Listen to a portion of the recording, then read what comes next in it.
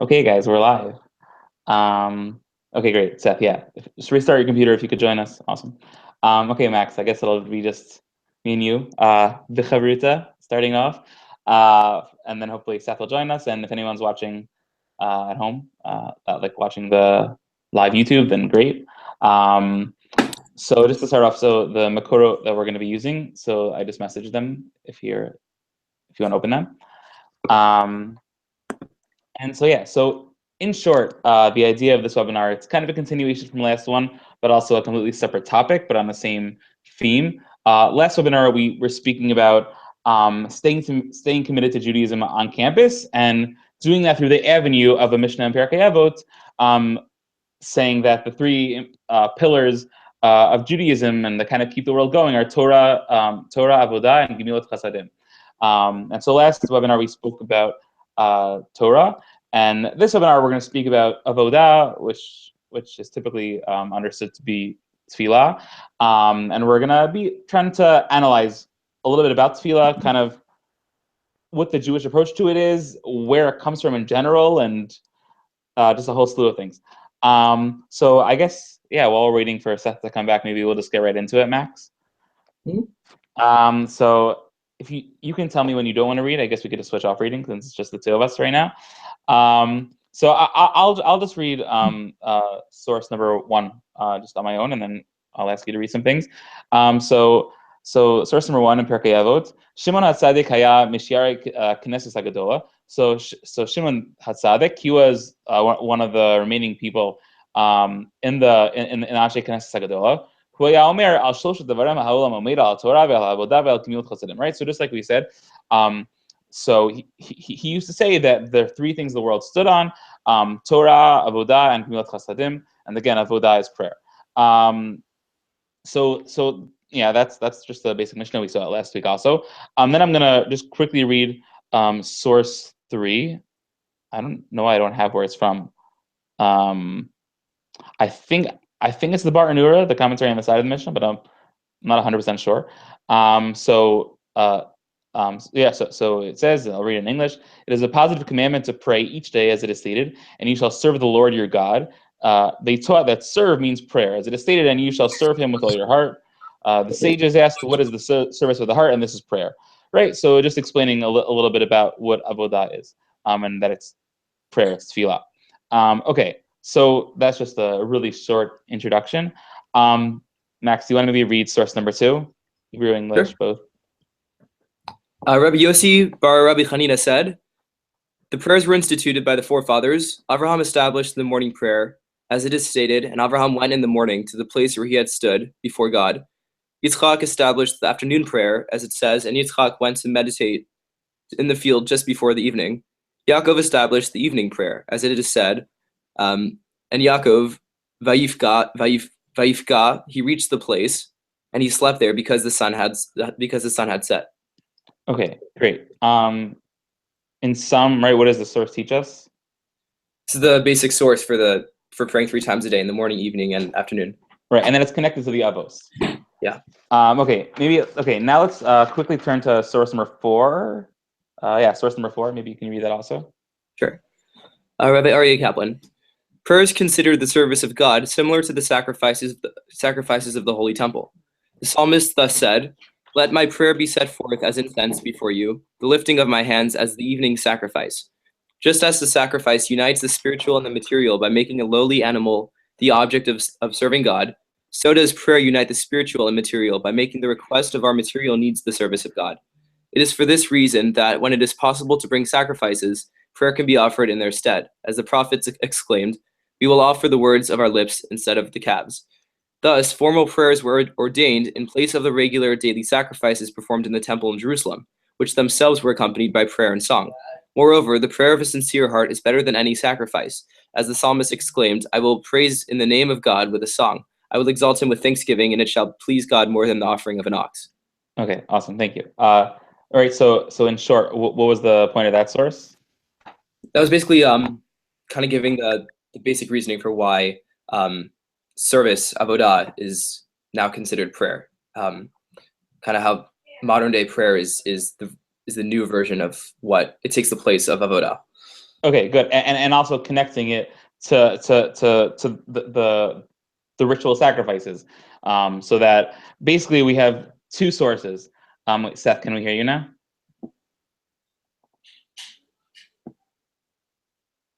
Seth, Yeah. you wanna? I think your Seth, you microphone wanna? is off, Seth. I don't think you could hear us. Can you hear? Okay, I guess not. Yeah, I can't hear us. Okay. Right. So basically, what we have here is a really interesting kind of dual nature of sources. On the one hand, we have the Gemara and Brachos, which very clearly says that tefillah is keneged the avos, that each one of the three avos kind of represents a different prayer, and each one of them established a different one of the three prayers. And then you have this source, Rabbi Aryeh Kaplan, which he's sourced in Gemaras as well, and he says that our prayers are linked up to different daily sacrifices that were brought in the Beis Hamikdash. So the question that I wanted to maybe start off with is, what's the difference? Is there a difference between connecting to the Avos and connecting to the Beis Hamikdash? Clearly, it's not the same thing, and clearly there are two different ideas. And the question is why? Why would some people connect it to the Avos and other people connect it to the Beis Hamikdash? That's one. And two, is there any commonality between connecting it to the Beis Hamikdash and connecting it to the Avos? Any thoughts? I have an idea. Yeah. I think if you connect it to the Beit HaMikdash, the sacrifices were something very rigid. It was a very structured kind of sacrificial order. Whereas if you're connecting it to the Avot, that was something that was spontaneous, something that met the needs of the moment, that came more from their heart, not Wow. really from a rigid structure. Okay. It speaks to the nature of what prayer is about. Like if you base it in the sacrifices, prayer is something that's much more structured, and if you base it more on the Avot, it's something much more spontaneous. And maybe even saying that the reason why we have as a tradition learning from connecting to both these things is showing us that prayer has to kind of be both Right. structured, rigid, and also from the heart. Wow, I really like that. Okay, great. I was also thinking that maybe the reason why it's connected to these things is because these two things are very representative of a communal connection, right? Obviously, the karbanos that we brought in the Beis Hamikdash, obviously that was communal, and even the avos represents the foundations of our people, and not just the me, but the community, the who I'm from, who we're all from. So I think that these two sources and kind of intrinsically linking prayer to them shows us that prayer and tefillah is intrinsically a communal service and not necessarily an individual service. So, which is fascinating, right? How does one view prayer? Meaning, what is the value of prayer? If I'm alone in my room and I miss minyan, for example, which it's not so crazy to imagine that happening. If that does happen, then have I completely missed the boat on prayer? Like completely, is there a point in doing it? And then it's kind of crazy. There are actually sources that talk about how our prayers are really only heard or heard much better, I should say, when we're davening in a minyan and not when we're davening by ourselves. So that's one perspective. That's one worldview, and it's an important one. But I wanted to maybe focus on a slightly different perspective.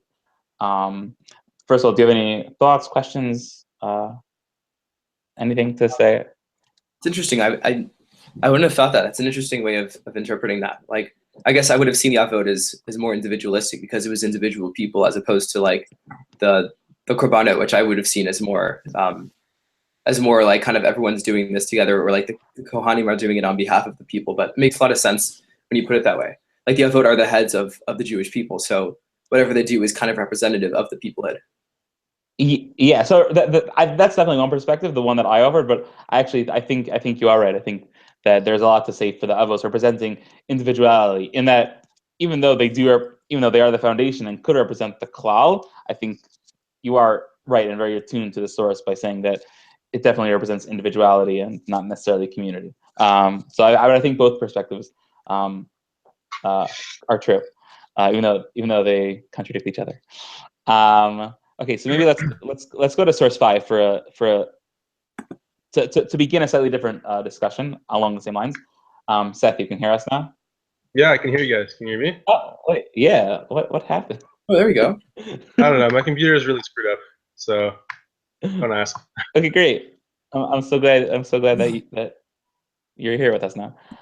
Wait, first of all, are you okay? What are you like? What's going on with Yeah, your neck? I got a wisdom tooth pulled on Friday, so this part of my face is extremely large.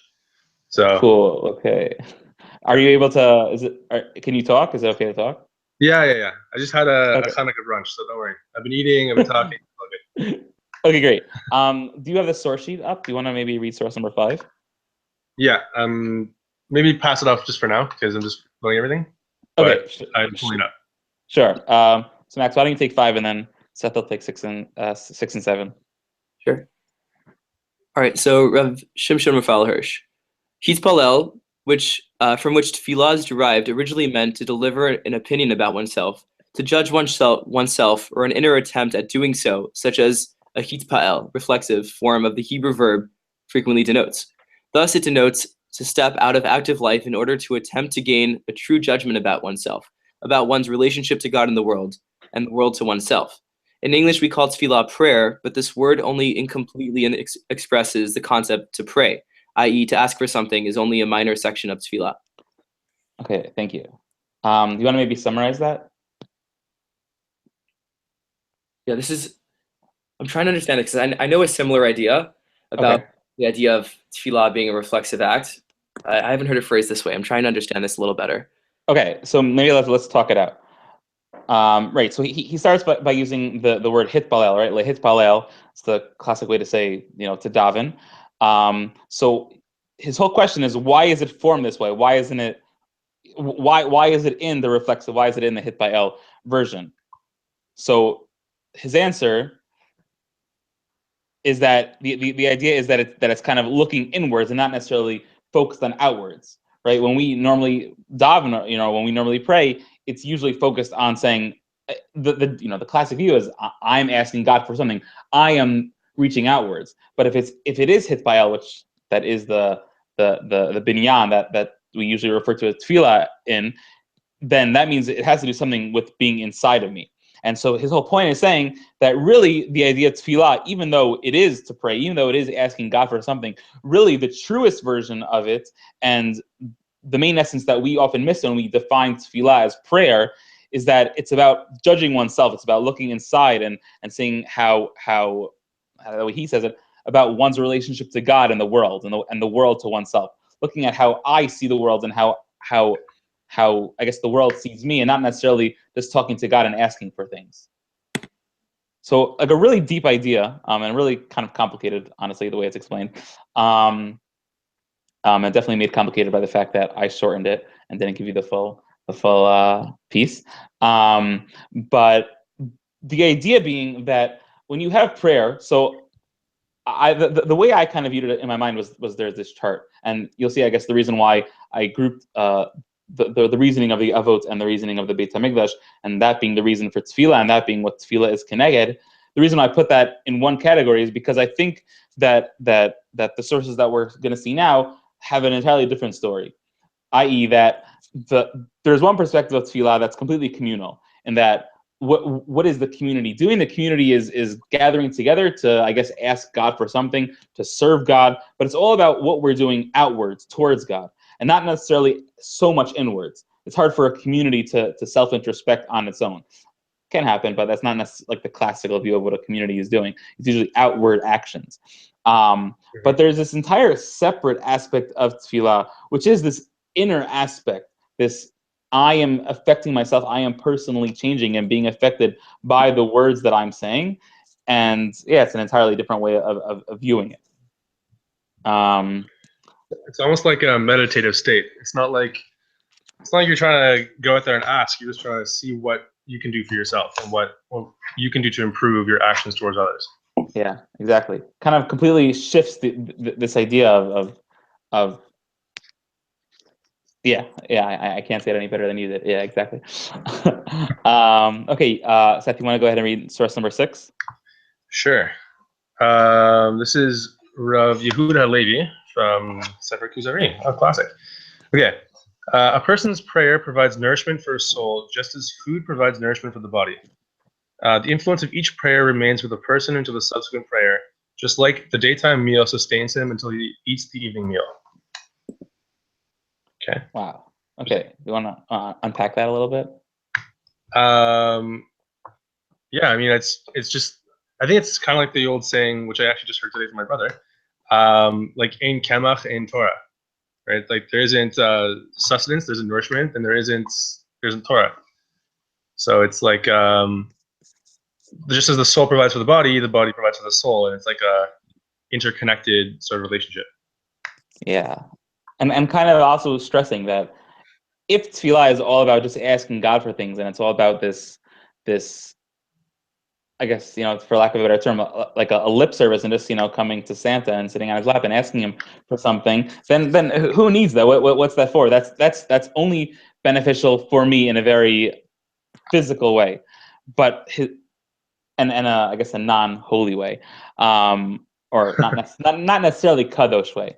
But what his point is that prayer is so basic to nourishing who I am and to existing. It's not necessarily about getting the shiny pony for the holiday season. It's about getting air and about getting food. It's so basic to who we are. I did a really bad job of explaining this, but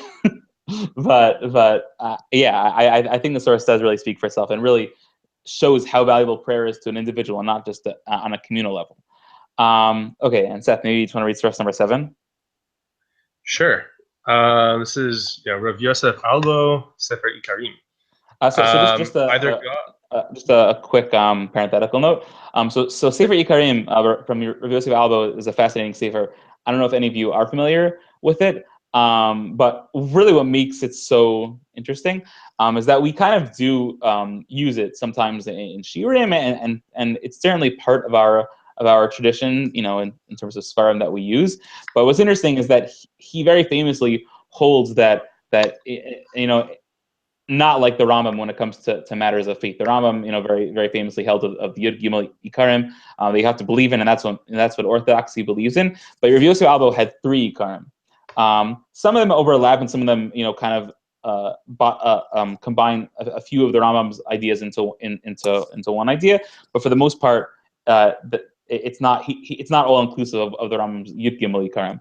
So just fascinating that we do kind of rely on Rav Yosef Albo, and we do seek his advice when he has some stuff to say, but we don't always necessarily, as a community, turn to him for everything. Is Rav Albo around the same time as the Rambam, or a different period? I'm not sure. I'm not 100% sure. I think a little bit later, but up right now. Okay, so Rav Yosef Albo looks like he lived about 150 years after the Rambam. So, Okay. Yeah. All right. Okay. Yeah. Okay. So this is from Rav Alba. Either God has determined that a person shall receive a given benefit, or he has not so determined. If he has determined, there is no need for prayer. And if he has not so determined, how can prayer avail to change God's will, that he should now determine to benefit the person when he had not so determined before? Right, so like the classic basic question of what's the point of davening to God when God already knows what I want, so it doesn't make any sense. Right. For God does not change from a state of willing to a state of not willing, or vice versa. For this reason, they say that the worthiness of an action does not help a person receive any benefit from God. And similarly, they say that prayer does not help one to receive a benefit or to be saved from something bad, which has been decreed against him. This opinion is not true, for the influences from above come down upon the recipient when he is on a certain spiritual level, in state of preparation to receive them. And if a person does not prepare himself, he withholds this good from himself. For example, if it has been determined from on high that a person's crops shall prosper in a given year, and he neglects to plow or sow his land that year, then God may bring the most abundant rain upon the land, but his crops will not prosper, seeing that he has not plowed or sowed. Okay, makes sense. He withheld the good from himself because he did not prepare himself to receive it. In the same way, when a certain evil is determined upon someone, it was also conditional upon either his being wicked in a certain degree, or to his being predisposed to it. As for the objection that the divine will cannot be changed by prayer, the answer is that it is the divine will in the first place that a decree should be realized be realized if the person in question continues in the same state, and that the decree should be changed if the person's state changes. Okay. Whoa. In other words. In other words, like the question still stands. Like, why should we pray if it's already been decreed, and if it hasn't been decreed, then what will prayer do? Yeah. So I think in the end he's just saying that it's not just like a once in a lifetime, like this is the deen. So the deen can change. It can always go back and forth. So you could be blessed with a good crop for that year, but if you don't do something about it, then you're not going to get that deen in the first place. Okay. Right. I think that's how I understood it. Right. He's saying that basically that things will always unfold the way God wants it to, and if we find that something didn't happen the way we wanted it to, then the answer is usually internal. And not getting into the question of suffering and why those things happen, but on a very basic level, right? If a person needs money, they don't have enough money in their lives, and they don't pray to God, and they'll say, why didn't God give me the money? So his approach would say that God didn't give you the money. He wanted to give you the money the whole time, but the reason why he didn't give it to you is because you didn't sow the field in a sense. You didn't pray to God and turn to God and say that I need this, and by doing the prayer, you would have essentially almost changed something in yourself, thereby being worthy of the divine will, already saying that you are worthy of this thing. Does that make sense? Yeah. It's almost as if like there's like it's like a gold chain like just within your reach, and if you can reach out and grab it, you'll get it. But if you don't take that step and try to grab, then there's no goal to be had. Yeah. There's got to be like a better metaphor than that. But that's like. But that was pretty good. Yeah.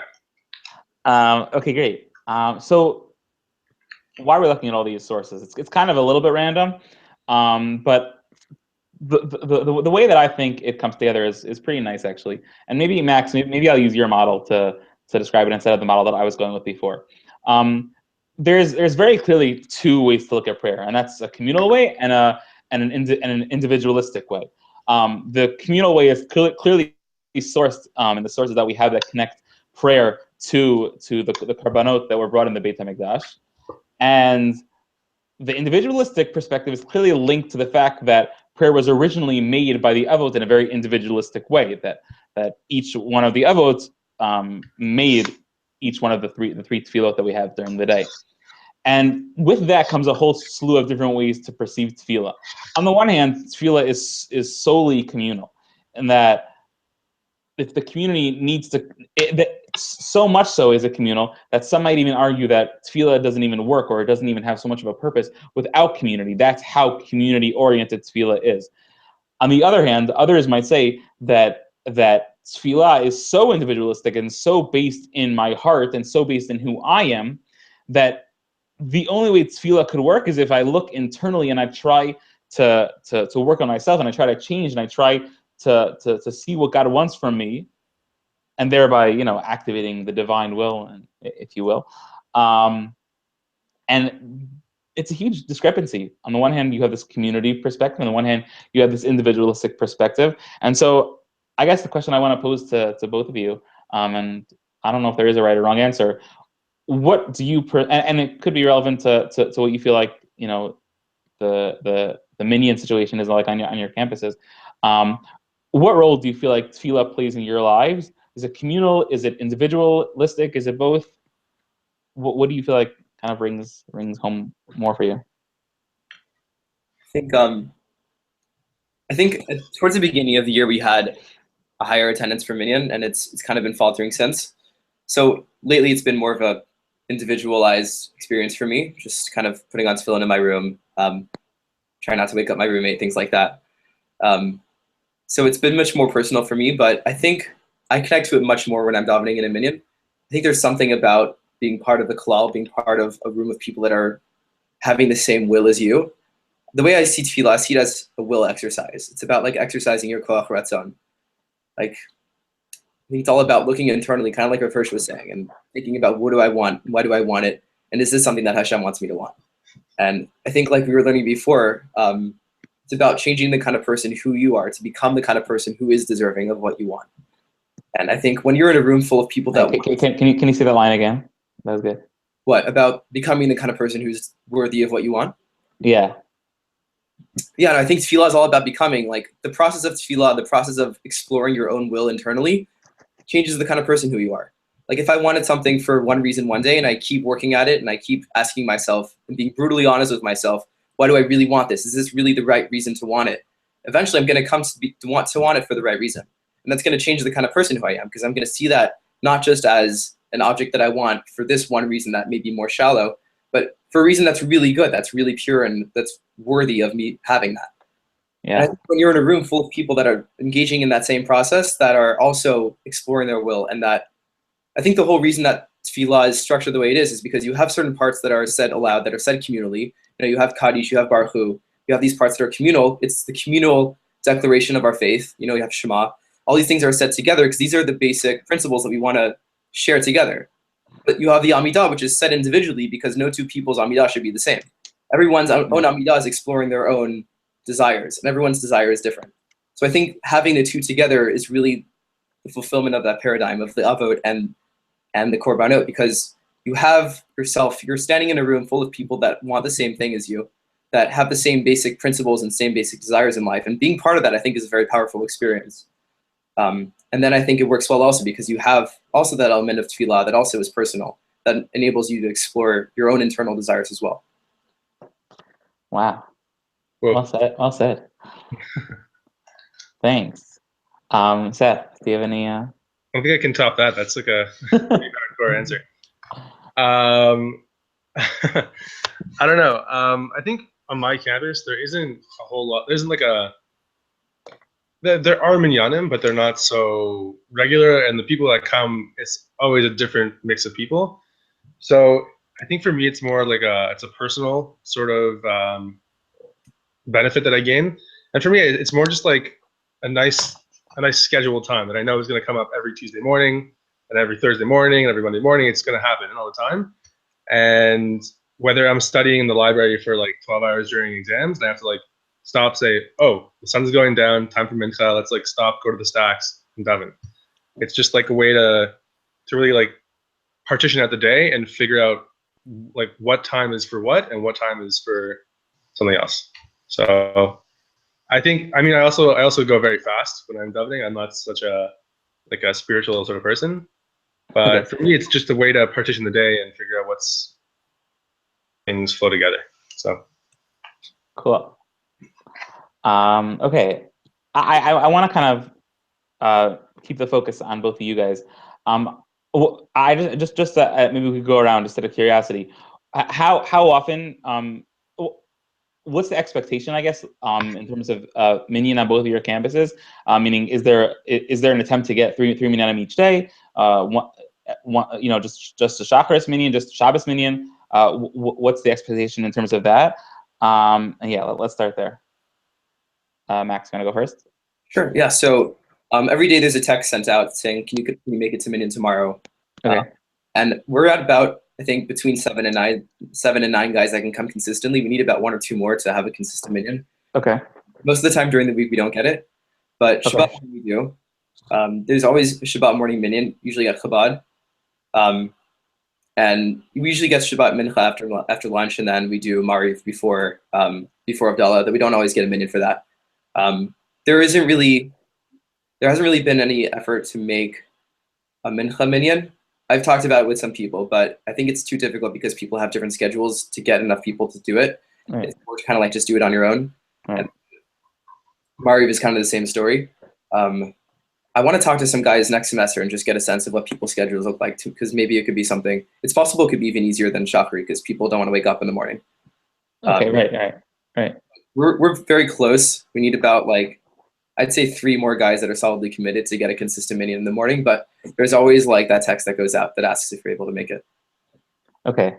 So that's pretty great. That as the semester has gone on, you don't see that dying down at all, and that text still goes out every morning. And the text still goes out. It's just the amount of people that can make it has gone down.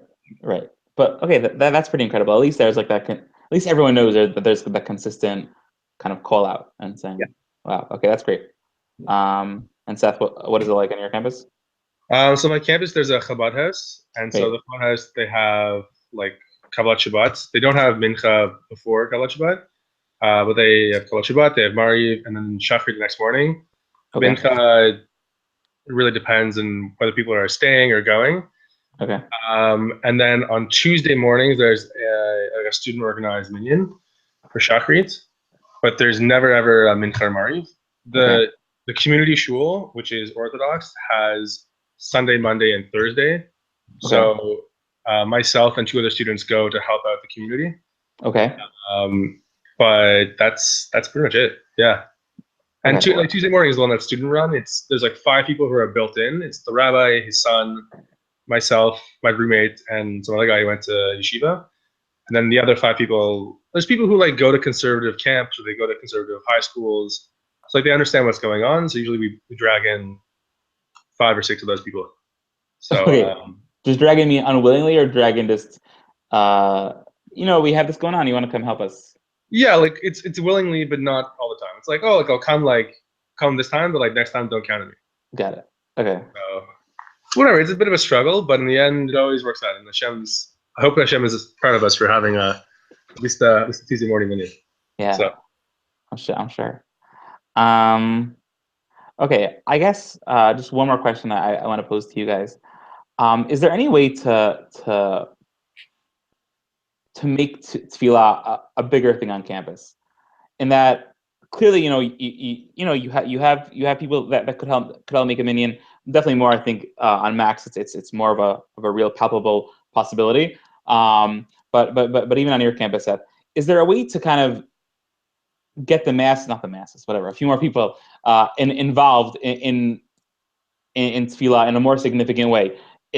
Meaning maybe you can have like a chabura and say this is learning about prayer and get people more into prayer, and then they'll want to daven. Is that anything like that possible to get more people that want to be committed to it, or is it just what it is? Maybe for men, I think like the challenge. Sorry, I think the challenge is just like waking up early and class times. A lot of times, like people's schedules were difficult this semester because they started class pretty early, so they weren't able to make it properly. Got it. And then also just like people go to bed so late that like they're just usually not able to wake up that early for minyan. Right. Got it. And then mincha possibly, like I've always said that I think we should get breakfast or something, just to like give some added incentive for people to come and like start with some food or something. Yeah. Do you think that would really bring people in? We could. I think if we had something that was enticing, I thought also maybe some kind of learning program for people that were more interested in that. Yeah. But I think it's difficult when people's schedules, when they have class like right afterwards. Okay. Right. Yeah. Okay. And Seth, what about you? I think it's a possibility. I just think that if we were going to do it, we would have to couple it with some other sort of program, because no one's just going to show up like the prayer. Like, right. No offense, it doesn't have that sort of like sex sort of prayer, Yeah. But I'm thinking like maybe if I could run like a game night or some kind, and like have people come like for something else, but at the same time we're like, oh, like this is a game night plus like we're gonna have Mario, so kind of couple it together with something else. I think it's definitely possible, and yeah, food is always the way to get people to come, so it's definitely possible, and I'll look into it. Okay, yeah. In terms of incentivizing, in particular in the realm of food, or anything really, if either one of you wanna run things, we'll definitely help on that. So for sure, go for it. It's okay if you fail, but just go for it.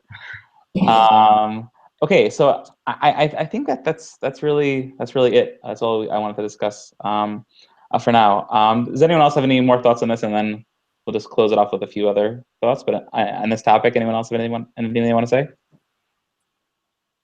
I'm just curious, like, what have you heard from students that's worked in the past, like, to get more people more interested in minyan? Yeah, well, I mean, in terms of your predecessor, Max, Aaron Marks, do you know him? Oh, I've heard of him. Yeah. All right, so he switched out. He's in Brandeis now. But he was really great and really did amazing things for WashU. But I mean, yeah, he do you guys still have a like a Rosh Chodesh minyan with like a whole fancy breakfast and everything? Yeah. No. Okay. So Aaron brought this. Like, he did it a few times, I think. This idea of like a whole like nice Rosh Chodesh breakfast, and people came for davening, and it was like a really nice, beautiful davening, and then like donuts and everything afterwards. So that did work on your campus last year. So even starting something small like that, right? It's kind of complicated because on the one hand, when you have fancy one-off events like that, or once a month or once every 2 month events like that, it's really exciting, and it could get people who never would be interested in davening on a regular basis. On the other hand, right, when it comes to it sounds like your situation, when you're straddling that 10 mark and you're not quite there, but you could be there, and you just need people to kind of get more in line or get more focused.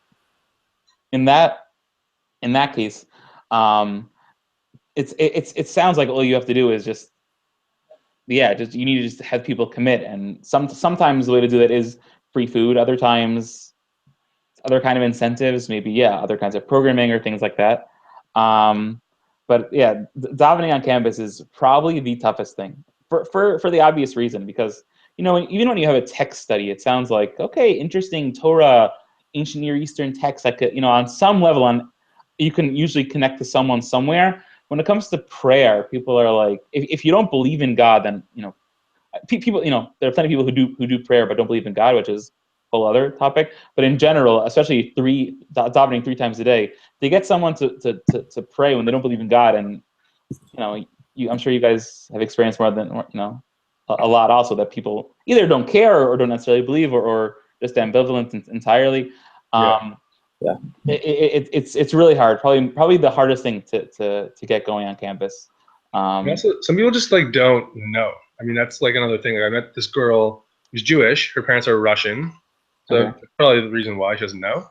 Right. But I was walking up the main street towards the Chabad house on a Saturday morning. She's waiting at the bus stop. I said, like, oh, like, Michelle, like, what's going on? She said, oh, not too much. Like, where are you going? So I'm going to the Chabad house. She said, why? Like, there's only davening on like Friday nights. I was like, no. Like, that's no. Yeah. Like, oh my gosh, 3 times a day. That's insane. Right. So, like, some people just don't even know. Right. Yeah. And it's also, I'm sure you also don't need me to tell you, probably one of the most uncomfortable and dividing factors from the Orthodox community to other communities, just in terms of mechitza and things like that. So for all those reasons and more, it is probably literally the hardest thing to get going on campus. Incentivizing usually is the way to go, but if people don't have an innate internal drive, then it's kind of hard to convince them. That's why I've always thought, I've never seen it successfully work, but if you can have some kind of really intense chabura with people who really care but just aren't into tefillah for whatever reasons, and have a chabura that really kind of goes through the thought of tefillah and what it's all about and how it relates to our heritage and who we are and what it's accomplishing. I do think that there are a very minimal amount, but some people who might be affected by that, I might be compelled to daven more if they would have something like that. But it's not easy. It's really not an easy sell. Yeah. Not to be depressing. Any other questions, thoughts, comments? Seth, if you don't have anything, just one more thing. Yeah. I'm wondering if you have any ideas about how to change the culture of davening, because I think one more thing that I think really prevents people from wanting to come is that when they are at Minyan, it's just not a very enjoyable experience, because especially if you don't know so much what's going on, it can feel very dry. It's a lot of just like quickly saying the things. People have to get to class, so we don't have much time to do anything like that singing. Like, personally, I love singing. Not everyone in Minyan does, but I think like it's a much more uplifting experience when you have singing and davening. Yeah. People just like aren't down for that. Like, usually when people are there, they just kind of want to like get in and out. But I feel like that's like exactly where the problem lies. I think like if we can make davening itself a more enjoyable experience, more people would want to come. Yeah, I totally agree, and I also relate to that. I love singing and davening, and when people don't do it, I'm like, why are you here? Like, so I totally hear what you're saying. Let me turn the question back on you. What about davening is so annoying for people, do you think? I think a lot of times people, like, especially if they don't come that often, if they haven't had like such a deep day school experience, a lot of times they just don't know what the words mean. Okay. You know what the words mean. It's as an outsider, it can feel like just kind of mumbling off these words. Okay. And I feel it sometimes for myself. I feel like I'm kind of just like lost in space, and like the whole meaning's kind of just going, and it's kind of hard to connect to sometimes. Okay. Do you think? There are two perspectives that I think you could have in this area. It's I think the more classic approach and the less classic approach. The more classic approach is well, okay, a few things. One is that if you look at the entire sitter as a whole, there's a lot that A makes no sense even in English, and B, yeah, unless you have an incredibly high skill for Hebrew, it's almost impossible to translate all of it. I literally don't know what 99.9% of the Orthodox community in the world does. There's no way that people in shuls across America understand any of 75% of the words they're saying. It's just they're hard words. Some of them. It doesn't make like brich shemay. Like no one knows what's happening in whatever. There's the perspective of trying to go through every aspect of prayer and just focus on a new paragraph each day or each week, which I think could be really meaningful. And the way to do that would be to say, hey guys, why don't we every day in davening spend 2 minutes just talking about a paragraph. Usually people like to start with Shemona Esrei because it's just the best one, and spend literally 2 minutes each minyan just talking about a paragraph. Maybe like each week choose a new paragraph to speak about, and so 10 minutes in total for 5 days of minyan, speaking about one paragraph in Shemona Esrei. That's something that's really powerful, actually, if people really internalize that. And that really could change the culture and really make it, like a really thoughtful prayer, and really people begin to understand what they're doing, and it's incredible. That's not so common only because it takes a really high level of caring, right? The reason why people want to just read the words is because people feel a duty to daven at the end of the day, but to spend time actually like really thinking about it, it's so much energy, it's emotional energy. So people don't want to often do that. Something else though along those lines, but I think is much more common and across America, actually, it's a growing trend, and that's the idea of intentional communities, where at some point during every tefillah, people some places do multiple stops, but you could even just do one stop and say, and have one person make an intention for davening, and say, okay, we're davening for X, and kind of setting, basically, someone could speak for even 30 seconds, honestly, and just set the tone for what you could be davening for, one possible idea. And so depending on the person, some people will speak about Aleppo and what's going on there, or other people will speak about, the environment. Really just having more people engaged in the entire process of prayer, and having everyone feel like, okay, you have the basic words of the siddur, but now we have a new part of the tefillah, something that every single person in the audience, in the minyan, women and men, could add to on a regular basis. That's something that people really find incredible and really connect to. And if you have nothing else to daven for, or if you feel like you don't, then you can at least connect to what this one random person said about the environment. Yeah, I love trees, and so I could daven for the environment also, because that I know I care about. So that's another way to engage people, I think. But often I think where it comes from of this culture of wanting to get things done is literally just this duty bound that I feel like I need to daven because I grew up like this or whatever. But sometimes. And if those kinds of people, it'll be hard to get anything past them. But many people do care, and many people just want to be shown what things mean and what's going on. And so doing one of those kinds of things, explaining individual parts of davening, realize you'll never finish it all, but just doing random parts of davening, or setting intentions. Those two things actually do really work well in a lot of audiences. It's a good idea. Yeah. Okay, guys. If no one else has anything else, which feel free, by the way, if you have any other questions or anything, please feel free to stop me right now. But if not, I think we'll just quickly sum up what we did and just have a few closing notes. So we spoke about prayer, tefillah, avodah, and this idea that talking to God is a communal project, a communal thing that we do, and also a personal thing. And the truth is, when it comes down to it, I don't think I could sum it up quite as eloquently as Max did, but both are important aspects of prayer. Kind of this idea of this individual joining the community, and as a community all connecting over one thing that we're davening for, but at the same time also all having individual prayers that we're searching for. But really, it can only be accomplished through the communal commonness that we all have, and really recognizing that the community is vital to tefillah, but sometimes when it's too hard to get a community together, then just as an individual, it's still incredibly valuable and important. And really, as I forgot who it was already, Rabbi Yehuda Halevi in the Kuzari says that it's like food for our neshama. We really need prayer, and really keeps us connected and grounded. Yeah, so that was really what we spoke about today. Just in terms of closing notes for this semester, for you guys and for the other people who aren't here but are watching this, they're going to be watching it later. A lot of times, usually freshmen that join the Kahal Fellowship, this year was the first year where we had a separate cohort entirely, and we're not so sure how we feel about it.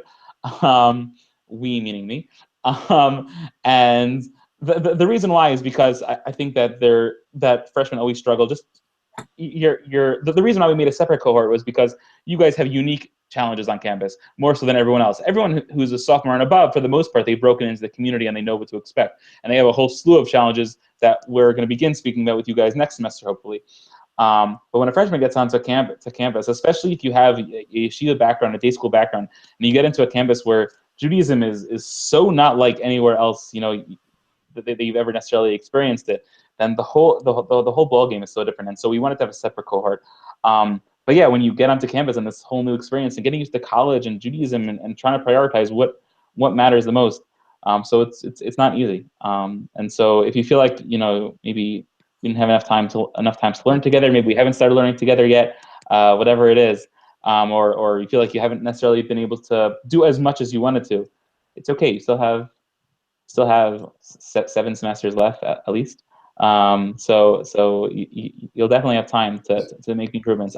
If I could give you one piece of advice just from personal experience in college and in life, it's that it's really hard to at the end of the semester, at the end of the first semester, if you've done incredibly well, then it's really easy to get super excited and way too ambitious for the next semester. If you haven't done so well and everything, then there are two ways to kind of take it. You can say, okay, now that I haven't done anything in the first semester, I'm going to have to do everything in Judaism and everything in the world next semester, and then kind of over plan, and then also fall into the same trap you might have the first semester. But really, I think the best is to do what Max and I were talking about, is just to